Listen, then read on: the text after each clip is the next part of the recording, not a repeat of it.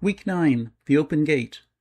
County Clare, Ireland, late May 1847. Patrick left before sunrise once again. A neighbouring farmer had promised him a day's work, repairing a collapsed stone wall. The wages would be meagre, only a few pennies and a crust of bread, but Patrick accepted without hesitation. Every penny mattered. Before leaving, he stood for a moment beside the cornfield. The ears were nearly ready now. Another week, perhaps a little more. He raised a hand upon one of the sturdy stalks. "Hold on," he whispered, though whether he spoke to the crop or to himself, even he could not have said. Mary watched him disappear down the lane. Her father seemed to shrink a little more each morning. His shoulders, once broad enough to carry sacks of grain with ease, now stooped under burdens no one could see. She noticed him cough before he disappeared over the rise. Again. He never knew she heard it. The day settled into its familiar rhythm. Eileen sat mending Patrick's shirt, where the elbows had worn almost completely through. There was scarcely enough cloth left to patch it again. Mary gathered water. Neither spoke much. The cottage had become a place where silence did most of the talking. Far beyond the cottage, hidden behind a thick hawthorn hedge, a man watched.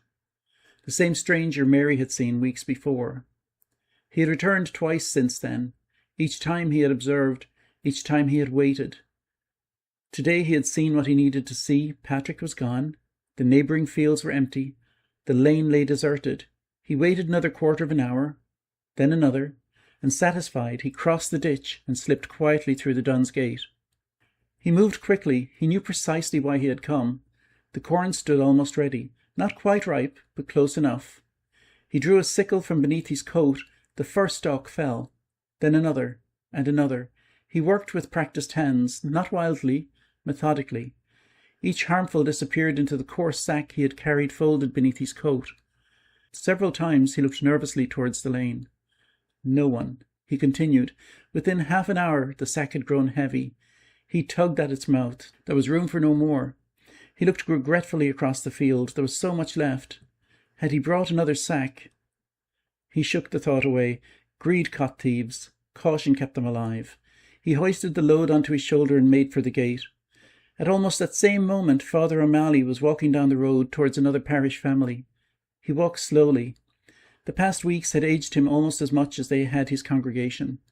He still thought often of Eileen's final words. Never darken our doorstep again. He had obeyed, not from anger, but from respect. Grief had spoken that day. He understood it. As he approached the Dunne's lane, movement caught his eye. A man emerged from Patrick's field. Not Patrick. Someone he didn't recognize. The sack across the stranger's shoulder bulged oddly. Father O'Malley's gaze fell upon the tops of freshly cut corn protruding from its opening, and he stopped. "You there!" The stranger froze. "That's not your field." No answer. "Put the sack down." The man turned as though to walk away. Father O'Malley stepped into his path. "I said, put it down." The stranger looked around. The road remained empty. "Move!" "No, you're stealing." Still the priest stood firm. "In God's name!" The stranger shoved him. Father O'Malley stumbled, but regained his footing. He reached for the sack. "I'll not let you." The thief swung around violently, trying to wrench himself free, and the two men struggled only for a few seconds. Then the stranger gave one desperate, forceful push. Father O'Malley lost his balance. His heel caught the uneven edge of the roadside ditch, and he fell backward. His head struck a protruding stone with a sickening crack.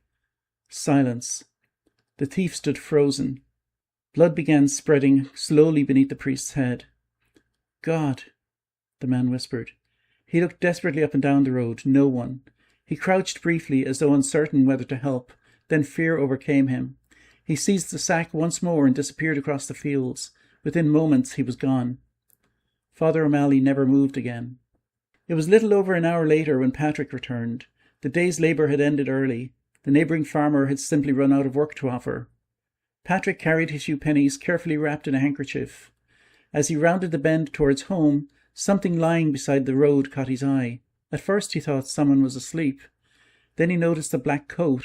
Patrick dropped everything and ran. "Father!" No answer.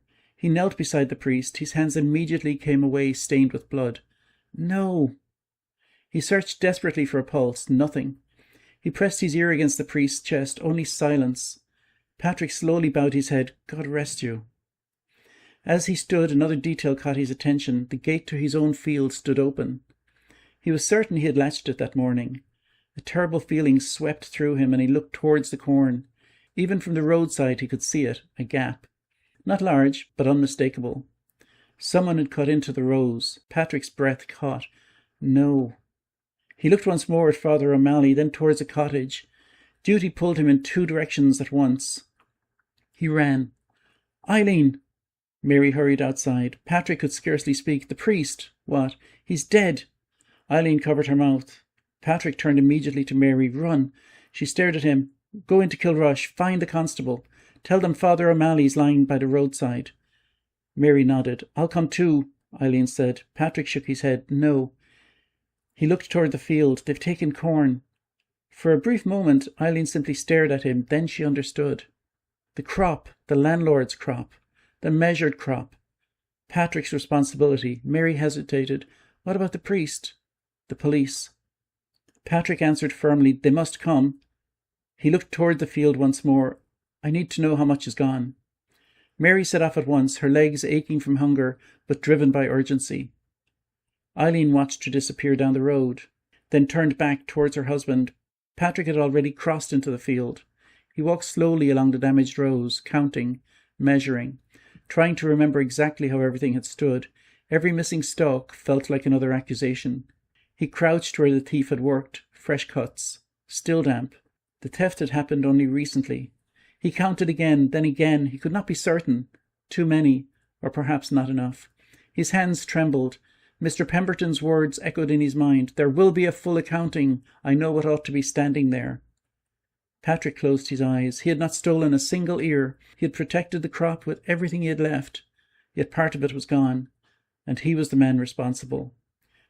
He rose slowly and looked towards the road where Father O'Malley still lay. The priest's death weighed heavily upon him. But another thought now pressed just as fiercely against his heart. How could he ever convince the landlord's man that the missing grain had not been taken by his own family? He would tell the truth, every word of it, about the dead priest, the thief, the open gate, the missing corn. He prayed, despite everything that had happened, that this time at least someone would believe him. Week 10. Out of my hands. County Clare, Ireland, early June 1847. News travelled strangely during the famine. Good news seldom survived the journey. Bad news seemed to outrun the wind.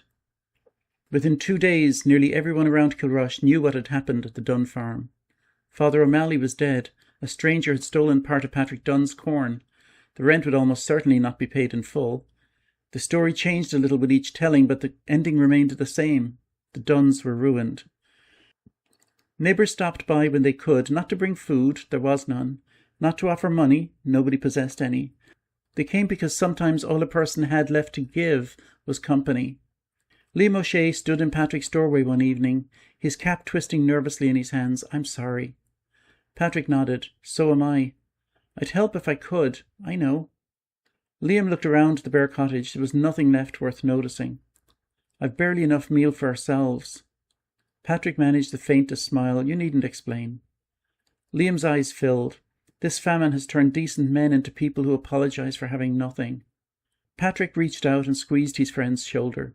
"We're all apologising for things we cannot change." Another neighbour left half a loaf of coarse bread on the doorstep during the night. No name, no note.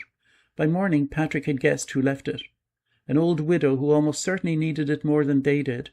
He quietly returned it to her doorstep after dark. The loaf passed between two starving households. Neither could bear to keep it.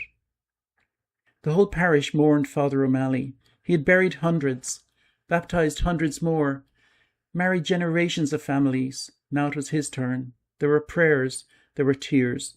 There was very little anyone could say. People spoke often of the unknown thief. No one knew his name.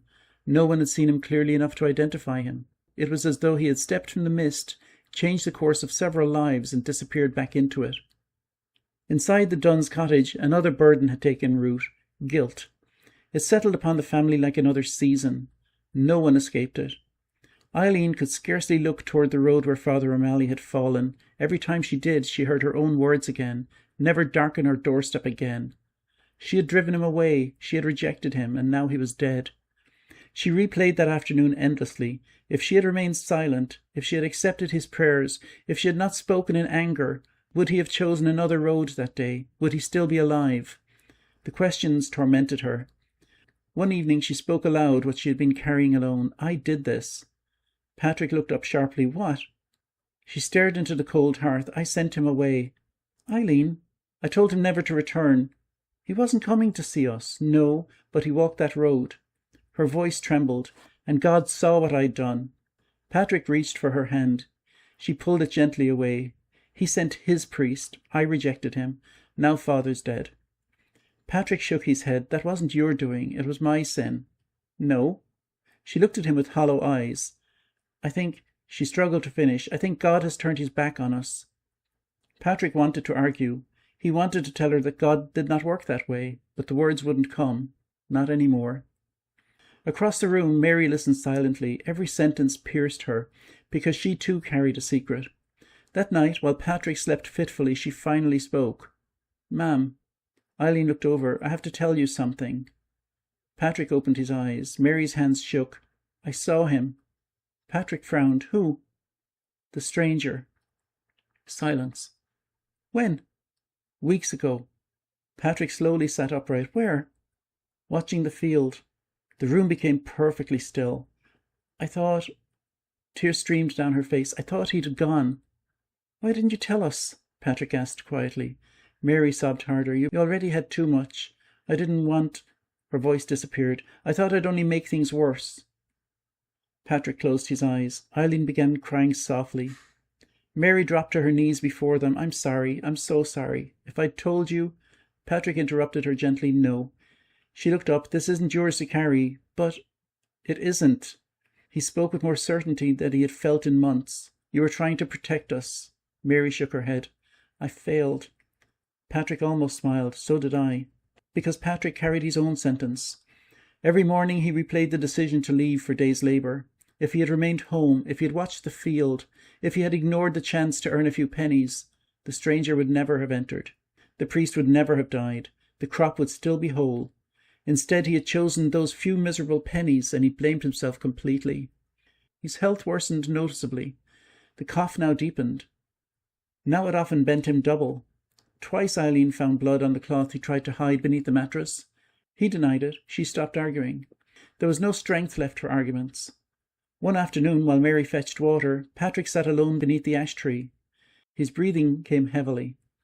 He looked towards the cottage, toward Eileen, toward Mary, toward the empty places where Michael and Bridget should have been. A thought settled upon him with terrible certainty. I'm dying.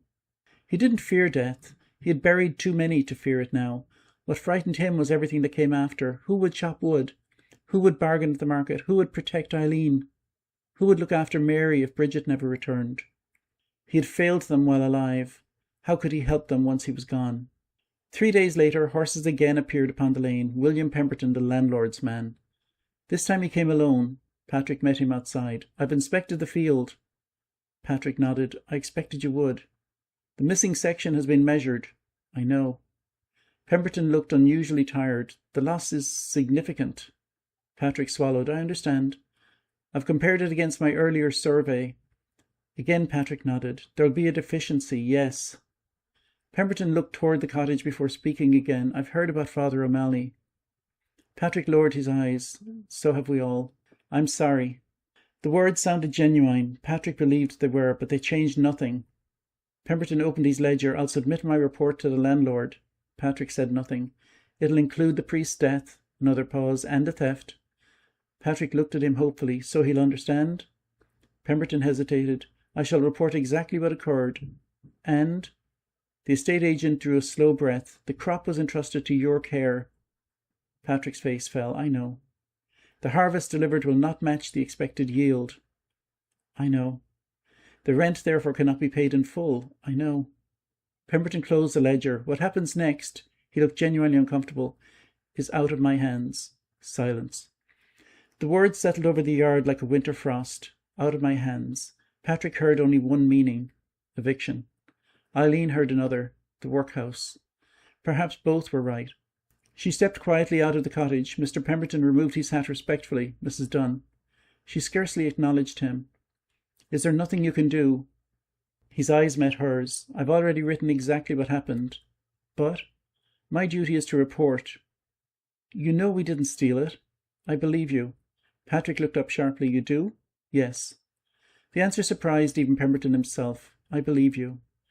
Hope flickered for only an instant. "Then tell him I shall. And he'll listen?" Pemberton didn't answer immediately, and finally he spoke the only honest words he had. "I do not know." Again, "It's out of my hands." He placed his hat back upon his head. "I expect to hear within the week." Then he mounted his horse. Neither Patrick nor Eileen watched him leave. They simply stood together in the yard, looking at the field, looking at the cottage, looking at the little world they had spent a lifetime building, wondering how many days remained before someone else decided it no longer belonged to them. Far off, dark clouds were gathering over the Atlantic, and neither of them noticed. There were already enough storms waiting at their door.